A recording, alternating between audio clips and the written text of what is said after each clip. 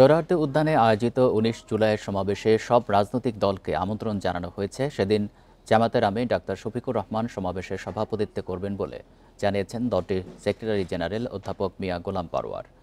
দুপুরে জাতীয় প্রেস ক্লাবের সংবাদ সম্মেলনে এসব জানান তিনি। অধ্যাপক মিয়া গোলাম পরোয়ার বলেন, সমাবেশে মূল বক্তব্য শুরু হবে দুপুর ২টায়।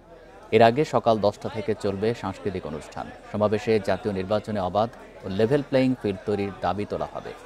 এছাড়াও স্বৈরাচারের হাতে নিহতদের বিচার, রাষ্ট্রীয় কাঠামো পরিবর্তন, নির্বাচন কমিশন, সংবিধান, প্রধানমন্ত্রী, রাষ্ট্রপতির ক্ষমতার ভারসাম্য, দুদক, বিচার বিভাগের স্বাধীনতা নিশ্চিত করতে সংস্কারের বিষয়েও দাবি জানানো হবে। অপ্রীতিকর পরিস্থিতি নিয়ন্ত্রণে বাহিনীগুলোর ব্যর্থতা নিয়েও সমাবেশে বক্তব্য থাকবে বলেও জানান মিয়া গোলাম পরোয়ার। পরে অনুষ্ঠানে জানানো হয়, এবারের সমাবেশে ৩১০টি মাইক লাগানো হবে।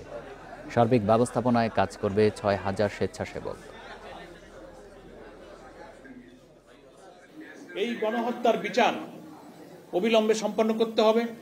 নির্বাচনের পূর্বে মানবতা বিরোধী অপরাধ, এই সব অপরাধীদের বিচার যেন জাতির সামনে দৃশ্যমান হয়, এটা আমাদের এই জাতীয় মহাসমাবেশের অন্যতম দাবি। কর্তৃত্ববাদী শাসক যেন আর তৈরি না হয়, এজন্য আমাদের রাষ্ট্রের কাঠামোকে পরিবর্তন করতে হবে।